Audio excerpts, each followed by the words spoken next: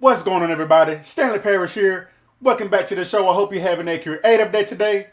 In today's episode, we're going to talk about how to make your landscape photos look better. But first, we got to roll that intro.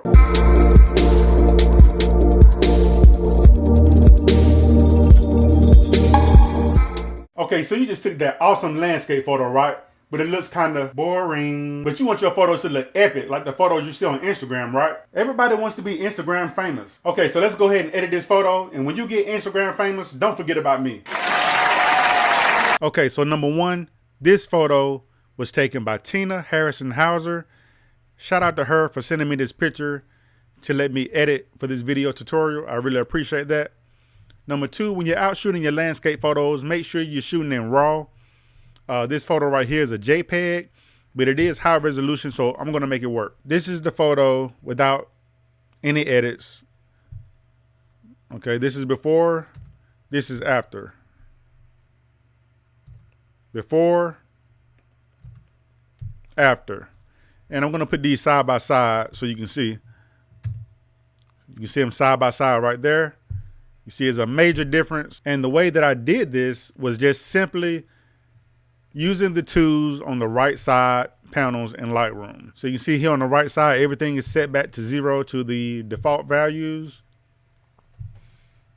Okay, looking at this photo, at the top, we have the white balance. I'm pretty cool with the white balance right now. I don't think we have to change that. I do want to make it just a little brighter. So I'm gonna, for my exposure, I'm gonna put 0.2 just to bring it up just a little bit. I'm going to bring my highlights down just to make sure we don't have any highlights blown out. Just bring it down just a little bit. And I'm going to bring my shadows up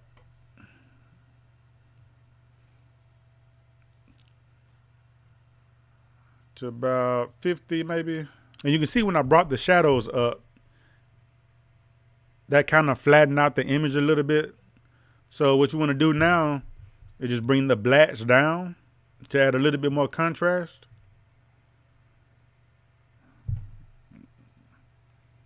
It's about -40. Okay. And then I'm going to skip down to my detail panel, and I'm going to sharpen it just a little bit. I'm going to zoom in. And I'm just going to give it just a little bit of sharpening. So maybe around 80. Okay. I'm going to go back up to the top, and I'm going to go to my clarity, which your clarity kind of sharpens the image too. And it kind of gives it more contrast. So I'm going to bring that up just a little bit. I think about 25 will work. Okay. And when you add clarity to your image, it's going to take away some of the color. So I'm going to increase the vibrance just a little bit, just to add a little color back. Like 10.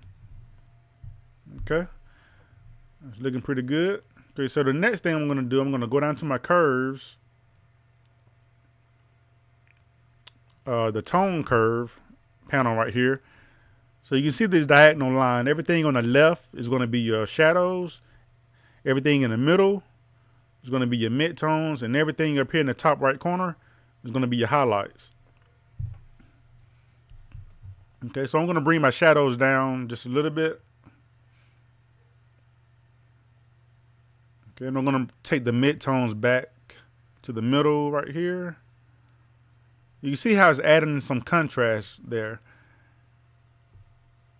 I'm going to bring up the highlights just a little bit. Okay.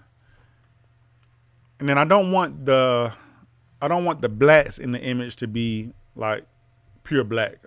So I'm going to bring this left side up just to bring up those blacks.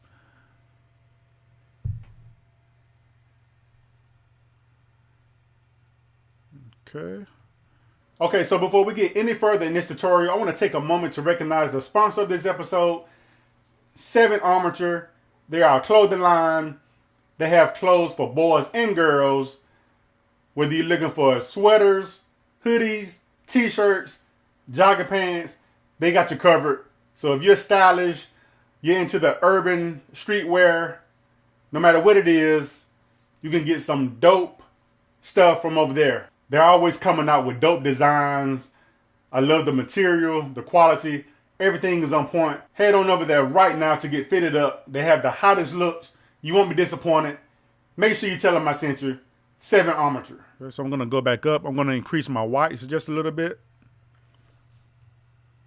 But be careful. Don't increase the white too much because you're going to blow out the highlights. You still want to see those details in the water and on the ice.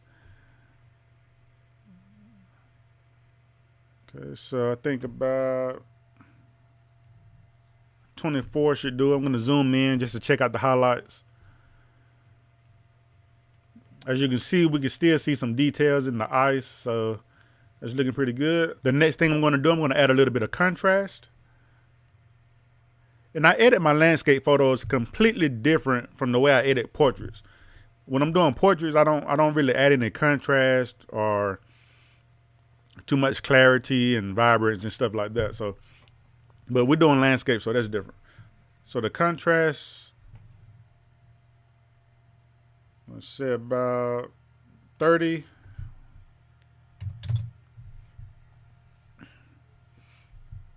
Okay.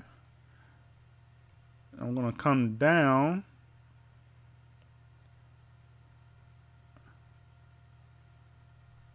I'm going to increase the saturation here. This is the HSL panel that stands for hue, saturation, and luminance.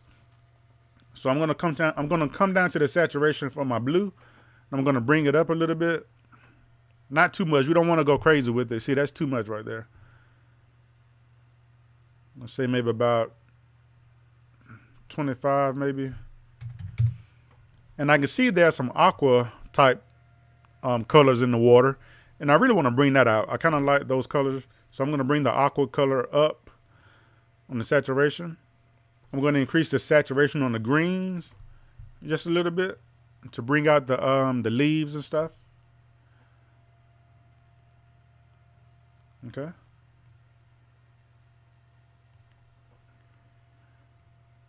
And then I'm going to come up here to the hue. I want my blue colors to be more of an aqua color, so I'm going to push it back to the aqua side. We're gonna slide this to the left on the blue. You can see it's kind of, when you go all the way to the left, it turns green. The blue turns green. If you go to the right, it kind of turns purple, magenta. So I'm going to come back to the left just a little bit, maybe around, say maybe -20. Okay, and on the green, I want to push the green more towards the blue side. If you take the green slider and you move it to the left, it's going to be more like orangey. If you take it to the right, it's going to be more bluish. And that's what I like, but that's a little bit too much. So I'm going to pick maybe 20 or 30. We'll do 30. Okay, and you just play around with these sliders until you get something you like. Just experiment and just play around with these sliders and see how they interact with each other. Okay, so on the luminance, I think I want to bring the yellows up. No, not the yellows, the oranges. I'm going to bring the oranges up on the luminance to bring out the color in the rocks.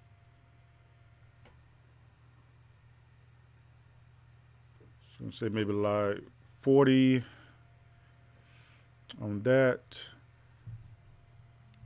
Maybe we'll bring up the luminance on the green just a little bit.